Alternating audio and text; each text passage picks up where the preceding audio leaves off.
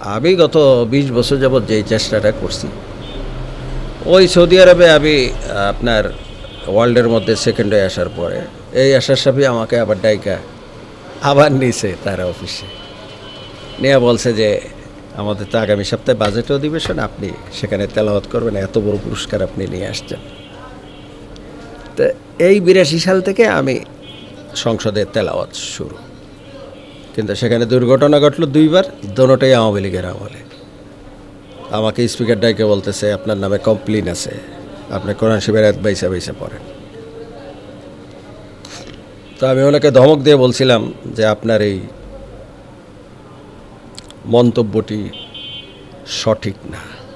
কোরআন শরীফের আয়াত বাইসা বাইসা পড়ি, কোরআন শরীফের আয়াত সবগুলিই বাছাই করা, অতএব এই বক্তব্যটা আপনার সঠিক না। তো এরপরে ওরা আমাকে সংসদ থেকে বাদ দেয়। আমি যখন শেওড়াপাড়া মসজিদে খতিব, তখন তসলিমা নাসরিন বলছিল কোরআন শরীফের সূরা নেসা মুছে দিতে হবে। তো এই বক্তব্য বাইতুল মোকাররম খতিব সাহেব দেওয়াতে ওনাকে মসজিদ থেকে সাসপেন্ড করেছিল। তো সেটার আন্দোলন করার জন্য আমি মসজিদ থেকে রিজাইন দিয়ে ওখানে গিয়ে স্লোগান দেওয়ার পরে আমাকে গ্রেপ্তার করে। আমি শেষ পর্যন্ত তখনও এই আওয়ামী লীগ সরকারি অ্যাটেন্ড করছি, ১০০ কারির মধ্যে আমি ফার্স্ট হয়েছি। সৌদি আরব টিকিট পাঠাইছে, ভিসা দিছে, আজকে দুপুর ১২টায় ফ্লাইট। আপনি যদি স্যার আমাকে অনুমতি দেন, তাহলে আমি আজকে রাত্র ৮টায় কাবা ঘরের ওখানে প্রতিযোগিতায় অংশগ্রহণ করব। স্যার আপনার জন্য, দেশের জন্য দোয়া করব। উইটা আমার পিঠের মধ্যে দেখ থাপ্পড়। গুড, যে আমার স্বাক্ষরে প্রথম বাংলাদেশ থেকে যে ব্যক্তি বাইরে যাবে সে কোরআন পড়তে যাবে, তুমি অবশ্যই যাও। এই তখন সে ওই ফরেন মিনিস্ট্রি ওইটাকে জিও বলে আর কি, গভর্নমেন্ট অর্ডার, ওটার মধ্যে সাইন করে দিয়েছে। বলে যে mister Chishti sir, you go to airport. তুমি এয়ারপোর্টে গিয়ে তাকে বিমানে উঠিয়ে দিয়ে ওখান থেকে আমাকে ওয়্যারলেস করবা যে সে বিমানে চড়েছে। তখন ১১টা বাজে, তো বিমানের তো আধা ঘন্টা আগে গেট বন্ধ হয়ে যায়। তো এই রাস্তা তো সব পাকা, মার্শাল্লাহ। তো আমরা ১২ না ১৩ মিনিটে তেজগাঁও থেকে ওখানে গিয়ে পৌঁছাইছি। পৌঁছে সরাসরি বিমানের কাছে চলে গেছে এই গাড়ি। এ তো ব্রিগেডিয়ার। তো পাইলট ওখানে দাঁড়িয়ে রয়েছে, কারণ চিফ মার্শালের স্বাক্ষর ছাড়া কেউ বিমানে উঠতে পারবে না। ২৫০ যাত্রী, কেউই তো যাইতে পারতে আসে না। কারণ পাইলট দেখেছে আমি বিমান খালি নিয়ে যাব, সৌদি এয়ারলাইন্সের বিমান, ট্রাই স্টার বিমান। তো পরে দেখতেছে যে এক মৌলবী নামছে, এই পাইলট বিমান থেকে নাইমা কাছে আইসা বলতেছে হোয়াট হ্যাপেন।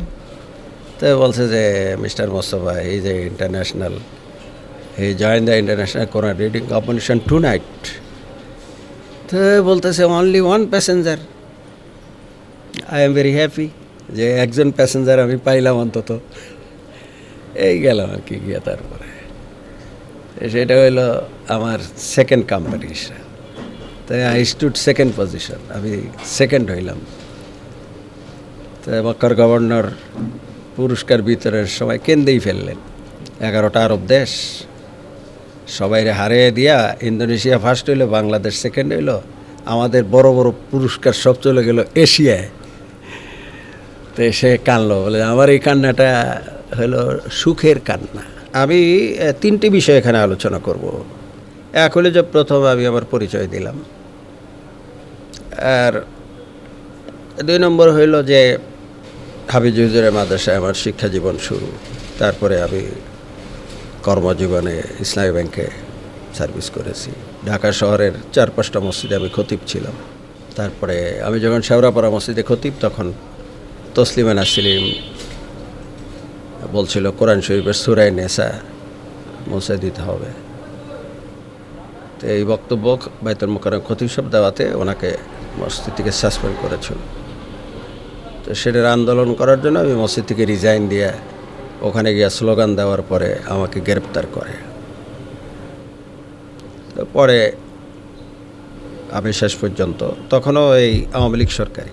আমি গত ২০ বছর যাবৎ যেই চেষ্টাটা করছি, ওই সৌদি আরবে আমি আপনার ওয়ার্ল্ডের মধ্যে সেকেন্ড হয়ে আসার পরে এই আসার সাথে আমাকে আবার ডাইকা আবার নিছে তারা অফিসে নিয়ে বলছে যে আমাদের তো আগামী সপ্তাহে বাজেট অধিবেশন, আপনি সেখানে তেলাওয়াত করবেন, এত বড় পুরস্কার আপনি নিয়ে আসছেন।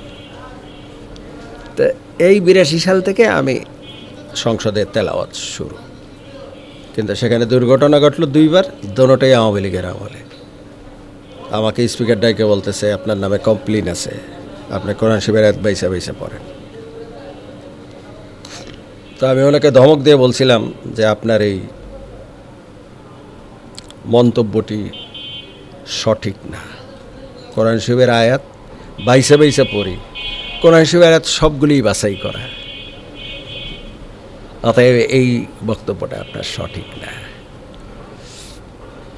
তো এরপরে ওরা আমাকে সংসদ থেকে বাদ দেয় এবং ওই যে তসলিমা নাসরিন ওই ঘটনার ব্যাপারে আমাদের কয়েকজনের নামে ওয়ারেন্ট ইস্যু হয়। পরে আমি দেশের বাইরে চলে যাই। আল্লাহর কি মেহেরবানি, ইসলামিক ফাউন্ডেশনে আমি 30 বছর যাবৎ ক্লাস নিয়েছি। প্রায় 1.5 লক্ষ ইমামের প্রশিক্ষণ হয়েছে। সেখানে প্রায় 30 থেকে 40 হাজার ইমাম আমার ছাত্র। তো গিয়ে দেখি টুইন টাওয়ারের পাশে জোয়ান নামাজ পড়তে গেছি আমেরিকা যাওয়ার পরে, গিয়ে দেখি যে আমার এক ছাত্র ওই মসজিদে খতিব। তো আমার দেখে বলতে হুজুর আমার নামাজ পড়ান। নামাজ পড়াইছি, কমিটি বলতেছে যে হুজুর আপনার ভিসা কয় বছর? আমি বললাম 5 বছর। কয় হুজুর আমরা আপনাকে যদি 3 বছরের জন্য রাখি আপনি থাকবেন? আমি বলে হ্যাঁ থাকবো, কারণ আমাদের তো এখানে ওয়ারেন্ট। এই পরে আপনার এই 93, 2000, 2001 সাল পর এরপরে তো টুইন টাওয়ার ভাঙ্গা আমার মসজিদের উপরে বললো, মসজিদ ক্ষতিগ্রস্ত হইলো, পরে চলে আসছি। আসার পরে যেই জিনিসটা করেছি সেটা হলো যে আমি 201 গম্বুজ মসজিদ টাঙ্গাইল, ওই মসজিদের খতিব আমি গত 5 বছর, প্রধান খতিব, 8 জন খতিব ওখানে। সর্বশেষ আপনাকে আমি যেই প্রশ্নের উত্তরটা দেব সেটা হলো বাংলাদেশে কোরআন তেলাওয়াত এবং হেফজুল কোরআন প্রতিযোগিতায় 220টা আন্তর্জাতিক পুরস্কার আসছে, তার মধ্যে আমি নিজে 5টা। কিন্তু এইরকম যারা 1টা 2টা 3টা পুরস্কার পাইছে তাদেরকে সরকারের পক্ষ থেকে একটা সম্বর্ধনা দেওয়ার জন্য আমি বহুবার ধর্মমন্ত্রীকে, ইসলামিক ফাউন্ডেশনের ডিজিকে বলছি, কিন্তু তারা এগুলি কানে নেয় না। যার কারণে দেশের মধ্যে ওই সম্রাটের মতো এরকম সোর্সটা তৈরি হচ্ছে, কিন্তু ভালো জ্ঞানী গুণী লোকের কদর না থাকার কারণে আমাদের বাংলাদেশ একটা সম্ভাবনাময় পৃথিবীর 3য় বৃহত্তম মুসলিম দেশ হওয়ার পরেও ইরানে 100-র উপর আন্তর্জাতিক কারি আছে, তারা কিন্তু পৃথিবীর 3য় বৃহত্তম মুসলিম দেশ নয়। আমাদের বাংলাদেশে 500 আন্তর্জাতিক আলেম এবং কারি এবং হাফেজ থাকার কথা, কিন্তু যেহেতু সরকারের পক্ষ থেকে কোনো মূল্যায়ন নাই, যার কারণে আমাদের দেশে ভালো মানুষ গড়ার যেই গতি সেটা যতটুকু থাকার কথা ছিল সেটা নেই। পার্লামেন্টে আমি রিজাইন করলাম কেন? আমি যেই দিন শুরু করলাম সেই দিন আমাকে সম্মানিত দিত 50 টাকা। 2012 সালে হইল 350 টাকা। আর যেই দিন আমি রিজাইন দিয়া এই শিরিন শারমিন চৌধুরী এলাকায় ঝগড়া করে চলে আসি, সেই দিন আমার একদিনে, আমার তো ট্রাভেল এজেন্সি, হজ এজেন্সি, আপনি আমার অফিসে গেছেন, তো আমার এই প্রায় 1-2 কোটি টাকার ব্যবসা বাণিজ্য। তো সেখান থেকে আমাকে সংসদে আইতে যাইতে 300-600 টাকা হইল ভাড়া, আর 4 ঘন্টা সময় নষ্ট। আমি আসি আপনার 600 টাকা খরচ করে, আমাকে দেয় 350-500, যার কারণে বলছি যে 5,000 টাকা সবারই না দেওয়া হইলে আমি পার্লামেন্টে তেলাওয়াত করব না। কারণ আমার ছেলে যে এইটার প্রিন্সিপাল, সে এই এখন নোয়াখালীতে ক্লাস নিতেছে, পার ক্লাসে তারা 5,000 টাকা করে দেয়। দৈনিক সে 2টা ক্লাস করবে, 2 দিন ক্লাস করে আপনার কি বলে 20,000 টাকা নিয়ে আসে ফিরবে। আর আমি যে তার জন্মদাতা, বা আমি যে 40,000 ইমামের টিচার, আমার মূল্য হইল 500 টাকা। তারপরে রিজাইন দেওয়ার পরে 1 মাস পরে স্পিকার 1,000 টাকা সম্মানী কইরা, আমার তো নিজস্ব বাসা বাড়ি হইল ইয়েতে লালবাগে, সাইকুল্লাহ সাহেবের পাশের বাড়ি আমার। তাই আমেরিকাতেই টাকা পয়সা এটা ওখানে 5তলা বাড়ি করছিলাম। পরে আবার আজ থেকে 6-7 বছর আগে এবং অসুস্থ হয়ে যাওয়ার পরে আমি সিদ্ধান্ত নিলাম, যেহেতু আমি আলেম মানুষ, ব্যাংকের কোনো লোন রাখবো না, কারণ আমার দায়িত্ব আমাকে নিতে হবে। পরে এই 2টা ফ্ল্যাট 40 লাখ টাকা বই করে ব্যাংকের 35 লাখ টাকা লোন ছিল, সেটা পরিশোধ করে দিয়েছি। আমার শিক্ষা জীবন, যেহেতু আমার জন্মস্থান ভোলায়, অতএব ভোলায় আমার স্মৃতি তো অবশ্যই থাকবে। আমার ভোলাতে যার কাছে আমার প্রথম শিক্ষা জীবন তিনি আমার পিতা মৌলভী কারি সিরাজুল হক, উনি আমার পিতা। এবং উনি কেরাত শিখেছেন এশিয়া মহাদেশের মধ্যে শ্রেষ্ঠ আলেমে দিন মরহুম মকবুল আল্লামা কারি ইব্রাহিম সাহেব রহমতুল্লাহ আলাই, জিনার খলিফা ছিলেন, মুরিদ ছিলেন চরমনাইয়ের পীর মাওলানা ইসহাক সাহেব রহমতুল্লাহ আলাই। আমার দ্বিতীয় ওস্তাদ হলো কারি হাবিবুর রহমান সাহেব, আমাদের এই ভোলায় আপনার দেউলা হাফিজিয়া মাদ্রাসার উনি শিক্ষক ছিলেন, সেখানে আমি হেফজও পড়েছি। এবং আমার তৃতীয় ওস্তাদ হলো হাফিজি হুজুর রহমতুল্লাহ আলী, সেই মাদ্রাসায় আমি ওনারই ছোট ছেলে আতাউল্লাহ হাফিজি, আমরা একসাথেই সেখানে লেখাপড়া করেছি। এবং আমার চতুর্থ ওস্তাদ ছিলেন আপনার আলুবাজার মসজিদের খতিব হাফেজ মাওলানা কারি সিদ্দিকুর রহমান সাহেব। তো আমি ওখানে হেফজ শুনিয়েছি আপনার 67-68 সালে। তো তখন উনি ওখানে খতিব ছিলেন।